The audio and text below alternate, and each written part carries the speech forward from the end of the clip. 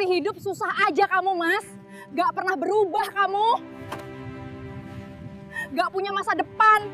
Assalamualaikum warahmatullahi wabarakatuh.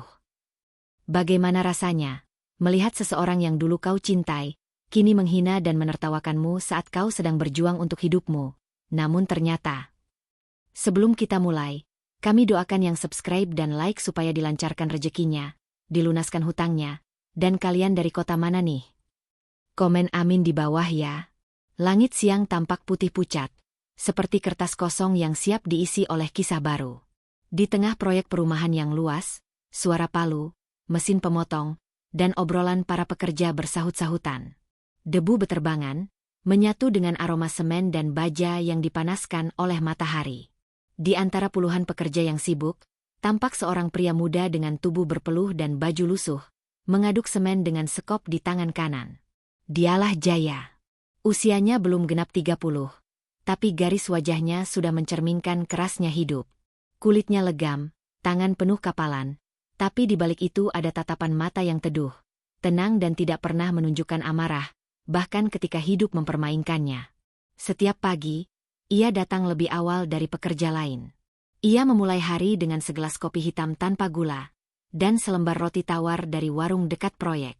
Tak ada keluhan, tak ada gengsi.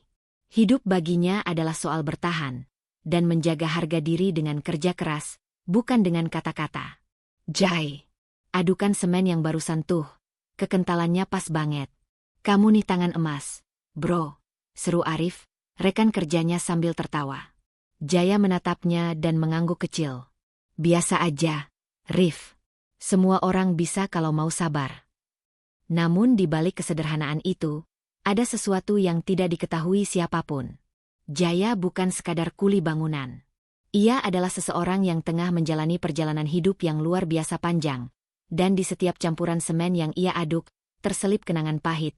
Nama seseorang yang pernah membuatnya hampir menyerah pada hidup. Karen. Nama itu, meski sudah lama berlalu, tetap bergetar setiap kali ia mengingatnya. Perempuan yang dulu ia cintai dengan tulus, namun pergi hanya karena harta. Dulu, mereka menikah di rumah kecil dengan tirai murahan dan bunga plastik di atas meja makan. Karen pernah berkata, "Aku nggak butuh kemewahan, Jai. Yang penting kita saling cinta." Tapi cinta, ternyata bisa kalah oleh tagihan listrik yang menumpuk, oleh dapur yang tak berasap, oleh dompet kosong yang hanya berisi harapan. Hari itu, Jaya masih ingat jelas. Karen berdiri di depan pintu, dengan koper kecil di tangan, mata yang dingin, dan suara yang tak lagi lembut. "Aku nggak bisa terus hidup kayak gini, Jai. Aku capek miskin. Cinta nggak bisa bayar sewa rumah." Jaya hanya terdiam, tak sanggup menahan air mata. Ia mencoba meraih tangan Karen, tapi perempuan itu menepisnya. "Kamu nggak akan pernah berubah. Kamu pikir kerja keras tanpa hasil itu cukup? Aku mau kehidupan yang lebih baik." Lalu pintu tertutup. Dan sejak saat itu, nama Karen tak lagi ia ucapkan, tapi juga tak pernah benar-benar ia lupakan. Kini, bertahun-tahun kemudian, takdir mempertemukan mereka kembali. Meski Jaya sendiri belum tahu bahwa hari itu adalah hari yang akan mengubah segalanya.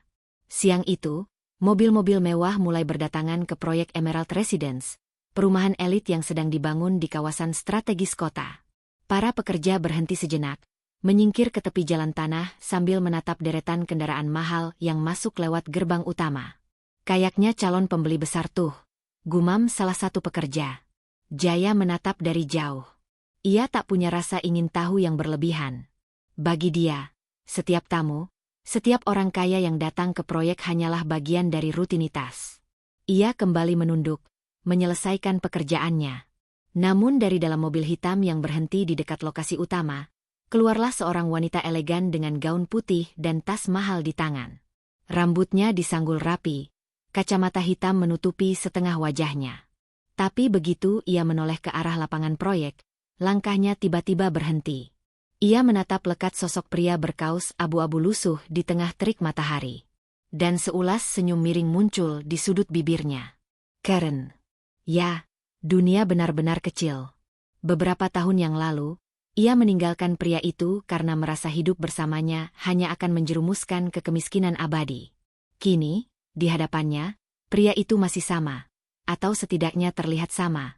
Tubuh berdebu, kulit legam, keringat bercucuran. Karen melirik suaminya, Dion, seorang pria mapan dengan jas mahal. Sayang, lihat deh, itu kuli di sana mirip banget sama mantan aku. Mantan? Dion menatap sekilas. Yang dulu kamu ceritain itu? Si Jaya yang gagal bangun proyek. Iya. Haha, ya ampun, ternyata dia kerja di sini? Jadi kuli bangunan? Hahaha. Tawanya keras. Terlalu keras, hingga beberapa pekerja menoleh. Jaya yang mendengar tawa itu hanya menengadah sesaat, lalu menunduk lagi. Tapi dalam hati, ia tahu betul suara itu. Suara yang dulu menidurkannya dengan janji, dan kini membangunkannya dengan ejekan. Karen mendekat beberapa langkah, menatap Jaya dari atas ke bawah dengan pandangan yang merendahkan. Astaga, Jay, kamu masih hidup ya? Kupikir kamu udah nyerah waktu itu. Iya, masih, Bu, jawab Jaya tenang. Masih dikasih rezeki buat kerja halal. Kerja halal. Karen tertawa kecil. Ya ampun, Jay, kamu tuh nggak berubah.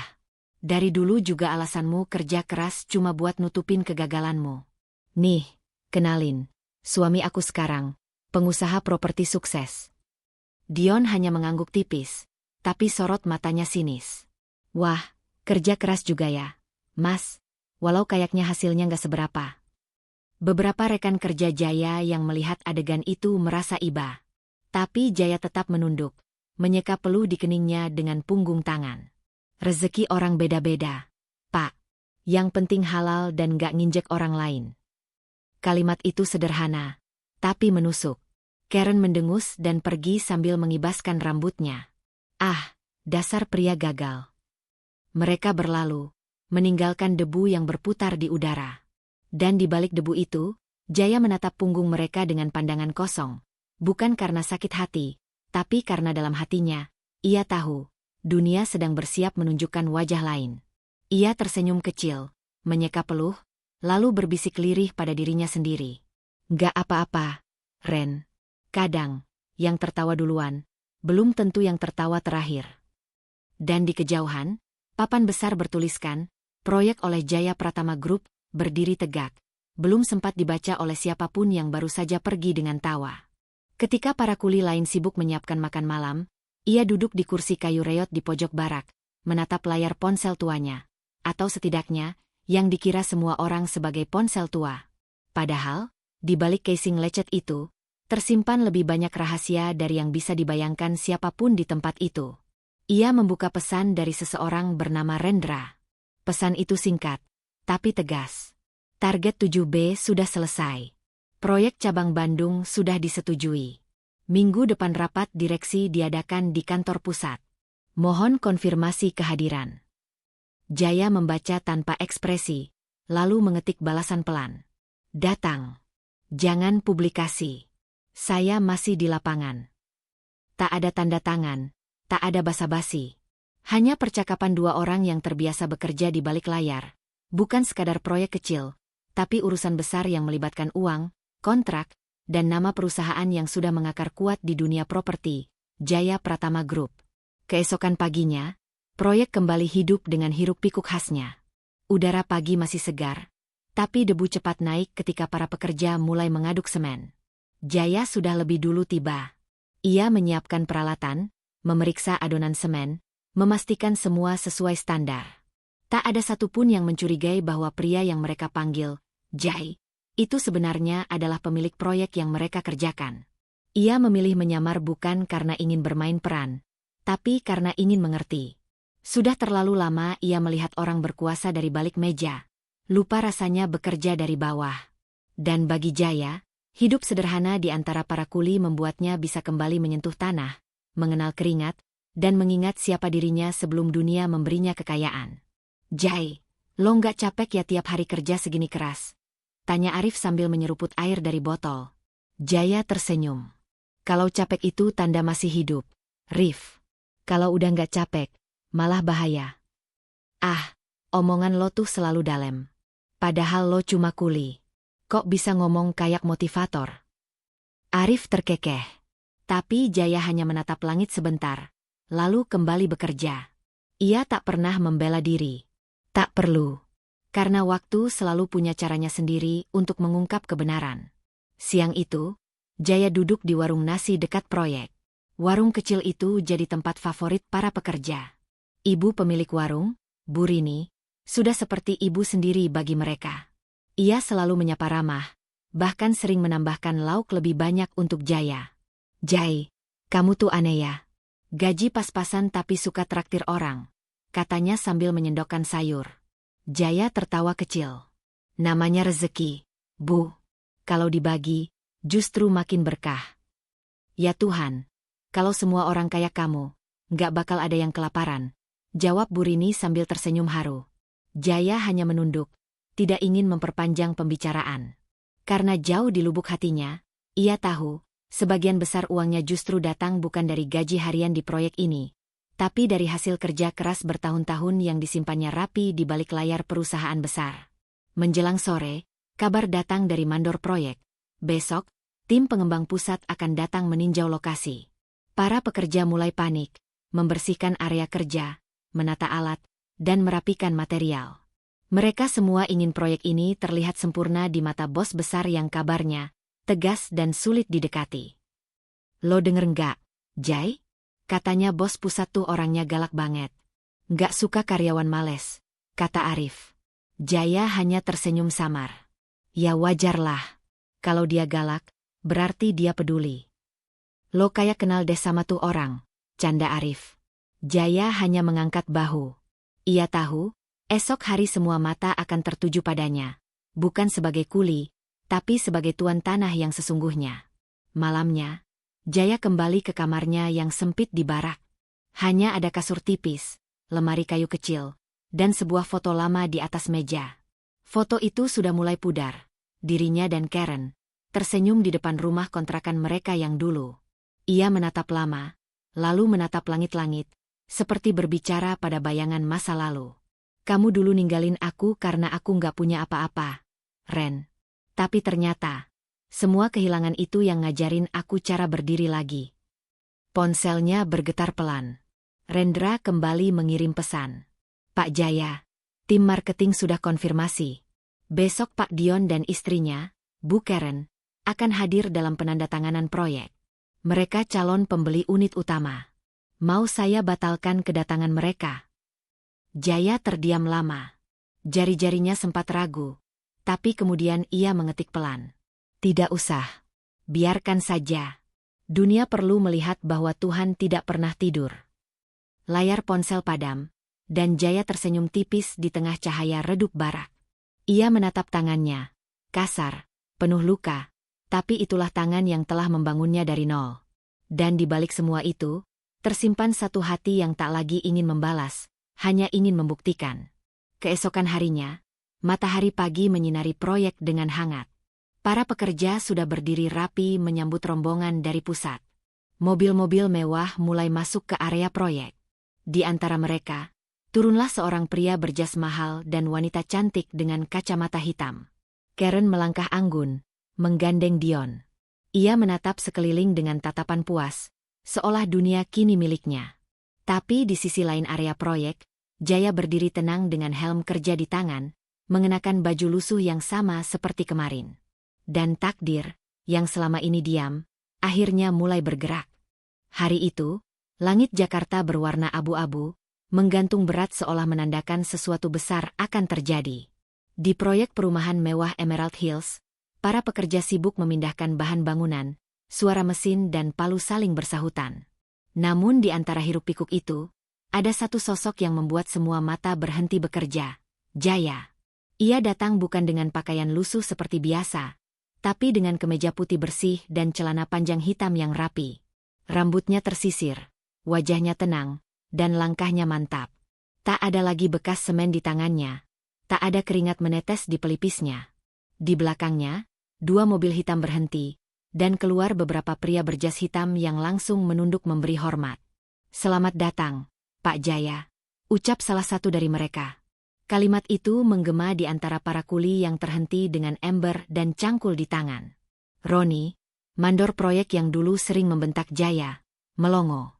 Pepak Jaya, gumamnya dengan wajah pucat. Dia ini siapa, sih? Suasana hening berubah jadi bisik-bisik tak percaya. Beberapa pekerja saling berpandangan, ada yang menurunkan helm, ada pula yang mencoba menyembunyikan rasa malu. Jaya menatap sekeliling, menatap para pekerja yang dulu menertawakannya, menatap bangunan yang sebagian masih berupa pondasi kasar, dan akhirnya menatap Roni yang berdiri kaku. "Roni," katanya pelan tapi tegas, "pastikan pekerjaan hari ini tetap berjalan. Saya tidak ingin jadwal mundur hanya karena saya datang." Roni nyaris tak bisa menjawab, hanya bisa mengangguk gugup. "Baik, Pak." Beberapa jam kemudian, suasana proyek berubah total. Para pekerja baru tahu bahwa proyek besar Emerald Hills ini ternyata milik PT Jaya Konstruksi Utama, dan Jaya sendiri adalah direktur utamanya. Selama ini, lelaki itu menyamar jadi buruh harian untuk menilai kondisi kerja dari bawah, ingin tahu bagaimana para pekerjanya diperlakukan. Ia memilih menjadi bagian dari mereka, mencicipi debu, keringat, bahkan hinaan, hanya agar ia tahu bagaimana rasanya jadi kecil di tempat yang seharusnya besar. Sore itu, datang pula seseorang yang tak disangka, Sinta. Ia mengenakan dress sederhana berwarna krim, wajahnya tampak menyesal, matanya merah seolah habis menangis. "Mas," panggilnya lirih dari belakang. Jaya menoleh perlahan. "Kenapa kamu kesini, Sinta?" Suara itu tenang, tapi di baliknya tersimpan jarak yang dingin. Sinta menggigit bibir, mencoba menahan air mata. "Maafkan aku, Mas. Aku dulu bodoh. Aku malu karena kamu cuma kuli bangunan. Aku takut hidup susah. Tapi aku salah. Aku." Suara Sinta pecah di udara sore yang sunyi. Beberapa pekerja pura-pura sibuk agar tak terlihat mendengar. Tapi mereka tahu, inilah pemandangan yang tak akan mereka lupakan. Jaya menghela napas. "Sinta, aku nggak pernah marah karena kamu ninggalin aku. Yang aku sesalkan cuma satu." Ia menatapnya tajam. "Kamu menilai seseorang dari bajunya, bukan dari hatinya." Sinta terisak. "Mas, beri aku kesempatan kedua. Aku masih cinta." Namun Jaya hanya menatapnya lama, lalu berkata pelan tapi tegas. "Aku juga masih cinta. Tapi bukan sama masa lalu." Ia melangkah pergi meninggalkan Sinta yang terjatuh di lantai proyek, menangis menahan malu. Di saat yang sama, Roni mendekat dengan wajah pucat, menunduk dalam-dalam. "Maafkan saya, Pak. Saya dulu." "Tugas kamu sekarang bukan minta maaf," potong Jaya dingin. "Tapi belajar memperlakukan manusia dengan hormat, siapapun dia." Roni mengangguk dalam diam, menelan rasa malu yang menyesakkan dada. Malamnya, di ruang kantornya yang besar dan modern, Jaya duduk memandangi foto lama. Dirinya yang lusuh sedang tersenyum di antara para kuli bangunan. Ia tersenyum tipis. Debu itu dulu jadi saksi. Sekarang beton ini yang jadi buktinya, gumamnya pelan. Di balik bayangan yang dulu menutupi dirinya, kini Jaya berdiri terang. Tak lagi sekadar kuli, tapi simbol bahwa kerja keras dan hati besar bisa menumbangkan hinaan apapun. Namun di kejauhan, seorang pria misterius yang menatapnya dari jendela apartemen seberang tersenyum miring. "Permainan baru saja dimulai, Jaya," katanya pelan, menandakan bahwa kisah ini belum selesai. Pesan moral dari kisah ini, dalam kehidupan, seringkali orang menilai dari apa yang tampak di mata, dari pakaian, jabatan, atau harta yang dimiliki.